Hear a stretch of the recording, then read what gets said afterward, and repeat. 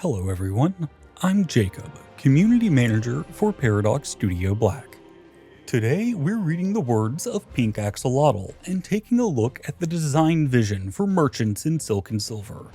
Who they are, the experience they provide, the relationships that matter to them the most, and the specific systems used to support their gameplay. For the purposes of this dev diary, the term merchant only includes the new landless merchant government. We won't delve into details about their administrative-focused counterparts, patricians or republics. That's a topic for another time.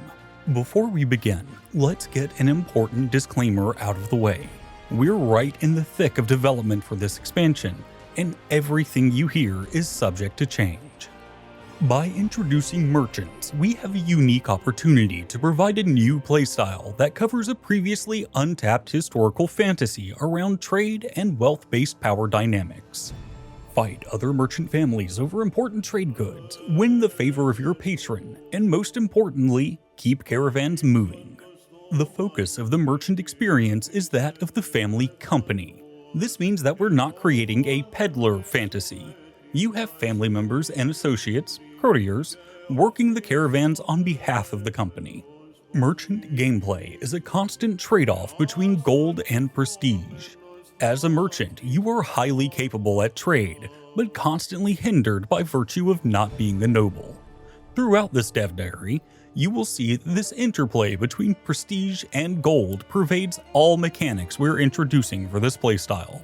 So, who exactly can be a merchant? We've added the option to create your own merchant on GameStart, which can be done anywhere in the world. You will also be able to become a merchant via a decision when playing as a duke or count, as long as your culture allows it. Patricians and adventurers will also be able to take this decision. As you progress your company, you might eventually want to settle down somewhere. The problem of getting to the very top is that everyone wants a piece of the pie. Being the biggest merchant should not mean that no one challenges you, but instead, the exact opposite. Acquiring land and settling down in the traditional sense should be an appealing way to mitigate risks and tie down assets. You can accomplish this by either purchasing land from your patron, or choosing to either join or form a republic. Building trade expertise and a primary good of your choosing and acquiring monopolies are integral to a merchant's company progression. These have already been covered extensively in the last Silk and Silver dev diary on trade, so for brevity's sake, we're moving right along. Your monopolies and trade expertise tell the world what you are, while your company size is all about who you are as a company. Your acumen represents the amount of gold your company has accumulated through trade. For progression, it is used to gate the different company sizes, which you can spend prestige to unlock. The first being aspiring business, and the last being trade empire. For all intents and purposes, you can view these as your company status. If you have a trade empire, most interactions will be easier for you to accomplish successfully, especially if you are looking to acquire a trade monopoly.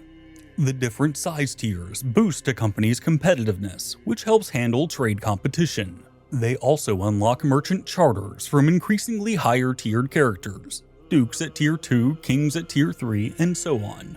We will cover these charters later in today's dev diary. We can't talk about merchant fantasies without covering company purposes.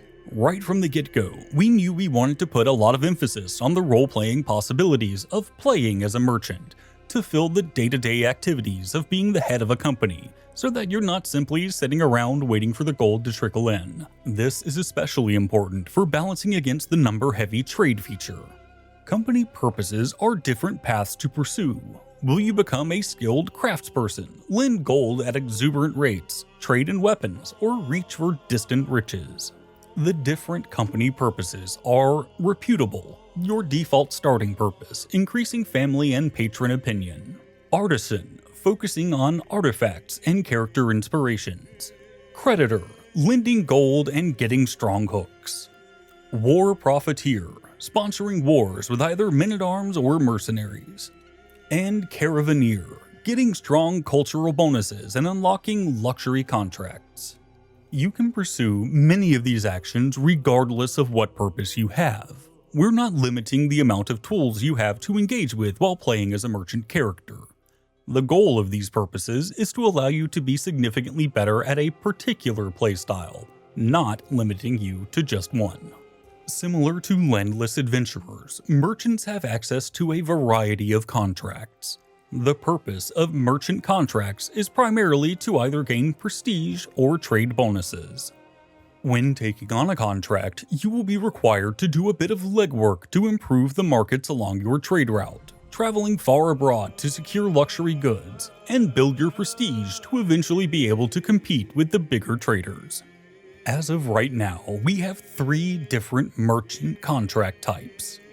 Trade opportunities, used to maintain existing trade routes. When going on a trade opportunity contract, you travel to a market for a variety of purposes, such as increasing the sell price of specific trade goods and promoting your business so as to make the market more attractive.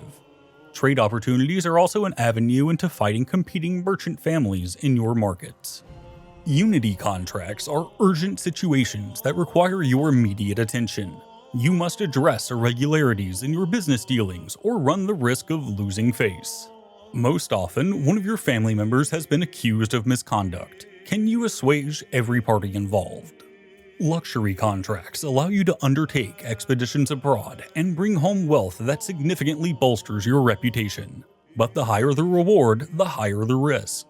Will you be able to capture and reliably move live exotic animals back home? Luxury contracts unlock domicile artifacts and are the only way of acquiring them. Trade opportunity contracts trigger schemes that you have to complete. To make these more active and engaging, we're adding a button that allows you to gain advantages at an increased risk. On top of that, we are adding an option for you to chain trade opportunities so that you don't need to go home in between them. Or you can choose to send a dedicated associate to handle the situation in your place. As a merchant, your domicile, the company palace, is your base of operations. All of your trade routes start here. A bigger and better palace increases the maximum number of trade routes you can set up as well, which makes upgrading your palace integral to progressing your company. One noteworthy characteristic of the palace is that this domicile type is fully integrated into the city where you are located. That means if you upgrade a domicile building, you are investing into the holding at large. The main and external buildings cost prestige in addition to gold, since you are technically constructing in a landed ruler's realm. With very few steady sources of prestige income, your palace is also a place you can show off the exotic artifacts you've obtained through luxury contracts. These can be assigned to your palace's own artifact inventory. A merchant's family members are key components in managing trade successfully. Family members will be responsible for managing specific trade routes and have abilities that directly improve the market abilities of that route. As the house head, you decide how far to push your family and whether or not the individual interests must be sacrificed for the sake of the company, which is where house unity comes in. You can assign either family or associates to oversee and manage trade routes. These characters will handle the menial tasks associated with the buying and selling of goods, so that you can focus on the bigger picture for the company. The trader tasks are manage competition, negotiate deals, and oversee caravans. As the merchant government is heavily family-oriented, we also made the decision to implement house unity for it. This offers a lot of opportunities for the tension and cohesion of family members. Merchant house unity has a distinct trade-off. High house unity is all about blood ties and presenting like a noble family. High focus on prestige at the cost of a competitive trade edge. Meanwhile, low house unity centers around profit and getting skilled characters involved in the trade, no matter the blood ties. A high focus on competitiveness at the cost of prestige. To manage your business, you are wholly dependent on your patron, who is the holder of the county where your palace is located. This character allows you to conduct trade in their land, with the expectation that you will supply the needs of their holding.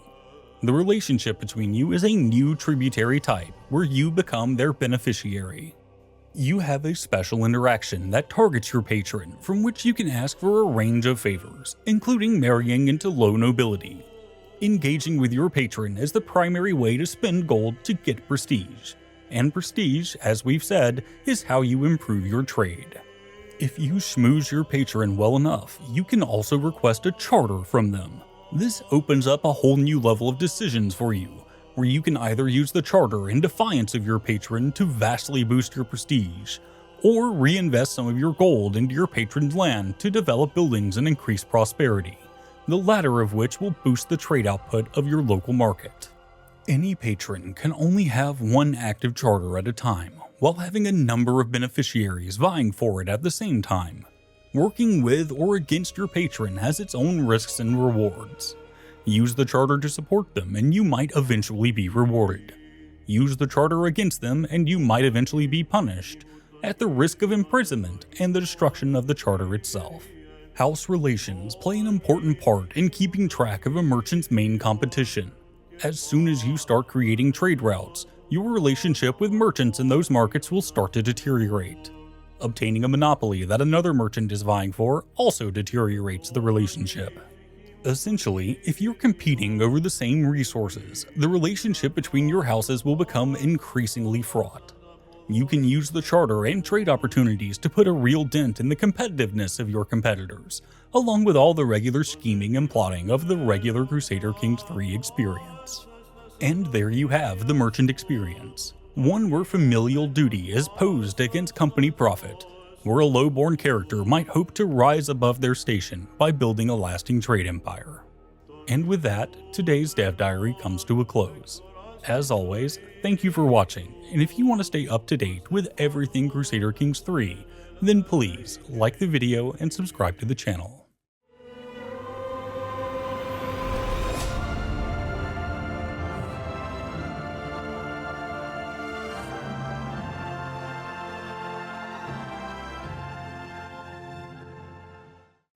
Normally at this part of the video, I'd put random chatter of whatever I'm thinking about at the given moment, but I don't really have anything this week, so I just want to say I appreciate you sticking around to the end of the video, and I'll see you next week.